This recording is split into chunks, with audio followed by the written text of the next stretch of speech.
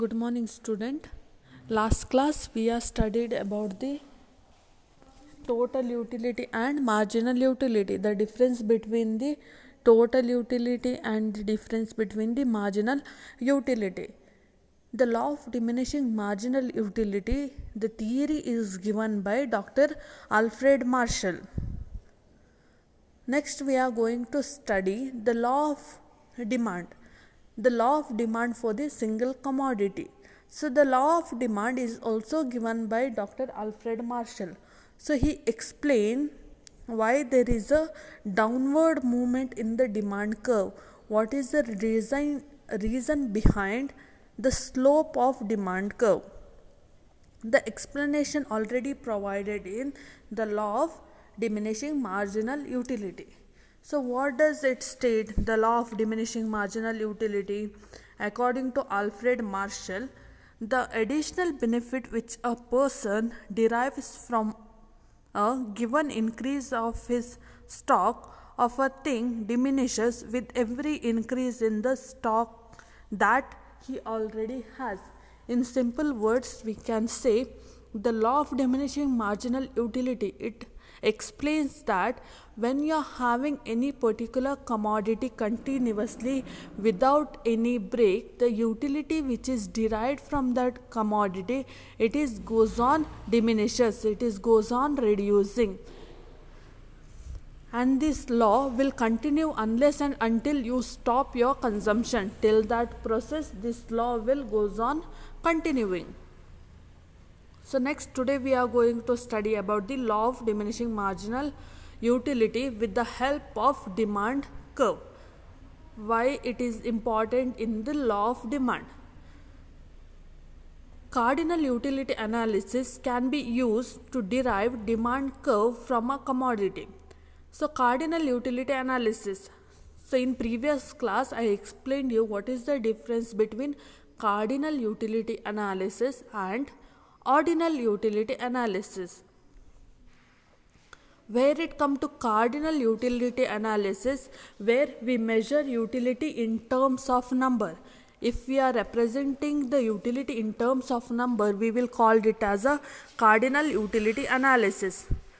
Ordinal utility analysis means in the word itself it explains ordinal, in terms of order. We are giving the utility preference. In terms of order, we are giving it the preference. So in law of demand, we will use the cardinal utility analysis. The quantity of the commodity that a consumer is willing to buy and is able to afford given prices of the goods and income of the consumer is called demand for that commodity. In demand curve, or when it comes to the law of demand, there are two important concepts, that is willing to buy and able to afford.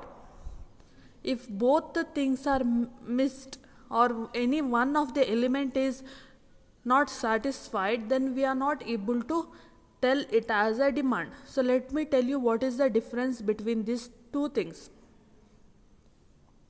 When we are going to market, we have a money. So when we are having money, that means we are able to afford. Willingness to buy means whenever we see one particular commodity or whenever we will feel that that commodity we want, that we will represent in terms of willingness to buy.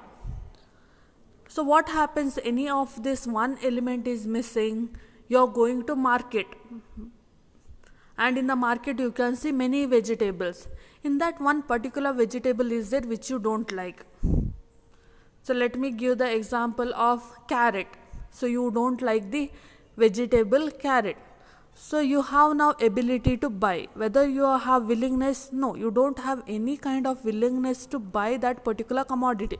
So what you will do? You will leave that commodity. That we will not call it as a demand. Supply is there, but we are not willing to buy.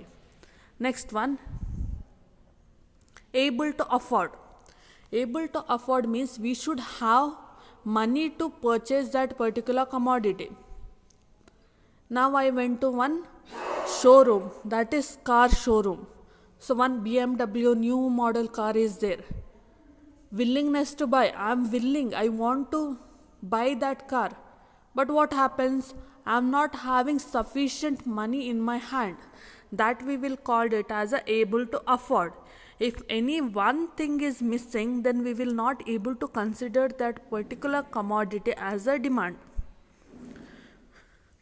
Demand ಆಗಬೇಕಿದ್ರೆ ಒಂದೇ ನಾವು ಮಾತ್ರ ಹಣ ಇರಬೇಕು, plus ನಮಗೆ ಅದನ್ನು ತೆಗೆದುಕೊಳ್ಬೇಕೆಂಬ ಆಸೆ ಇರಬೇಕು. ಒಂದು ವೇಳೆ ನಮ್ಮ ಹತ್ರ ಆಸೆ ಇಲ್ಲ, ಆಗ ಆ ವಸ್ತುವನ್ನು ನಾವು ಡಿಮಾಂಡ್ ಅಂತ ಹೇಳಲಿಕ್ಕೆ ಸಾಧ್ಯವಿಲ್ಲ. ಹಾಗೆಯೇ ನಮ್ಮ ಹತ್ರ ಹಣ ಇಲ್ಲದಿದ್ದರೂ ಕೂಡ ಆ ವಸ್ತುವಿಗೆ ನಾವು ಡಿಮಾಂಡ್ ಅಂತ ಹೇಳಲಿಕ್ಕೆ ಆಗೋದಿಲ್ಲ.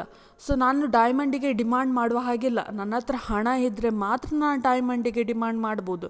ಹಣ ಇಲ್ಲದೆ ನನಗೆ ಡೈಮಂಡ್ ಬೇಕಂತ ಹೇಳಿದರೆ ಏನಾದರೂ ಪ್ರಯೋಜನ ಉಂಟಾ? ಇಲ್ಲ. ಸೊ ಅದೇ ರೀತಿಯಲ್ಲಿ ಎರಡು ಕಾನ್ಸೆಪ್ಟ್ಗಳು ಕೂಡ ಇಂಪಾರ್ಟೆಂಟ್. ಯಾವುದು? ಏಬಲ್ ಟು ಅಫೋರ್ಡ್, ಆ ವಸ್ತುವನ್ನು ಮಾಡುವಂಥ ಶಕ್ತಿ, ಅದಂತ ಹೇಳಿದರೆ ಹಣ. ನೆಕ್ಸ್ಟ್ ವಿಲ್ಲಿಂಗ್ನೆಸ್ ಟು ಬೈ ಅಂತ ಹೇಳಿದರೆ ಅದನ್ನು ಪರ್ಚೇಸ್ ಮಾಡಲಿಕ್ಕೆ ಇರುವಂಥ ಇಚ್ಛಾಶಕ್ತಿ. ಇದೆರಡು ಇದ್ದರೆ ಮಾತ್ರ ಆ ವಸ್ತುಗಳನ್ನು ನಾವು ಪರ್ಚೇಸ್ ಮಾಡ್ಬೋದು. ಸೊ ಇದೆರಡು ಇದ್ದ ನಂತರ ನೆಕ್ಸ್ಟ್ ಏನಾಗ್ತದೆ? Given price of goods and income of the consumer. So given price of the goods, the price of the goods is represented and the income of the consumer. So I know what is my income, how much money I am having in my hand, that is considered as a income. And price of a commodity, given price of goods. If there is any particular price is there for any commodity, then only we can go for the demand. If any price is not represented for any commodity, there is no price, then we will call it as a free goods. Free goods will not come under the demand commodity or the commodity which we will go for demand is called demand for that particular commodity. So when it comes to the law of demand, for say a demand, what and all the things are required? First one, willingness to buy, able to afford, and price of that particular commodity. If these things are there, and income of a person, if person having particular amount of income to purchase that commodity, then only we will call it as a demand for that particular commodity. Next one, demand for a commodity apart from the price of itself. The demand for a commodity, it is having the price, particular price is represented in the market. When the commodity is kept in the market, with that commodity only price is decided. Depends on the factors such as price of other goods, income of the consumer, and the taste and preference of the consumer. When we are going for demand theory, we are keeping other things as a constant, which and all? The price of other goods or other commodities, income of the consumer. The income of the consumer is constant, and the taste and preference of the consumer, that these three things we are keeping as a constant. Why we are keeping as a constant? If we are not able to keep these three things as constant, then the demand theory will goes on changing. So let me give the example. So substitute goods, or the depends on the factors such as price of other goods. Other goods we can consider as a substitute goods. For tea, coffee is a substitute. If the price of tea increases and price of coffee reduces, what you will do? Instead of purchasing tea, you will go for coffee. And the same time, when the price of coffee increases and when the price of tea is reducing, you will consume more amount of tea, or you will go for the purchasing of tea. That we will call it as a price of other commodity should be constant. Income of the consumer should be constant. Why income of the consumer should be constant? If income of the person goes on changing, the demand, what is giving a particular kind of demand pattern, that also goes on changing. How the pattern of demand goes on changing? If you are rich person, if you are having 1 lakh, 2 lakh, let me take as 2 lakh monthly income. If the tomato price goes to 50 rupees, 100 rupees, it doesn't affect you. If your income suddenly from 2 lakh it reaches to 10,000, now tomato price is 20 rupees also, it is going to affect for your demand pattern. So that's why the consumer income should be constant. Next one, taste and preference. Taste and preference should be constant. If it is not constant, then what happens? There is no applicable of the demand theory. Example, in summer, what you are demanding for in summer, you are demanding for cold drinks or chilled drinks at a higher amount. That only when it comes to rainy season, you are demanding for something which is warm kind of items. That is the difference. So consumer preference or his taste, it should be constant.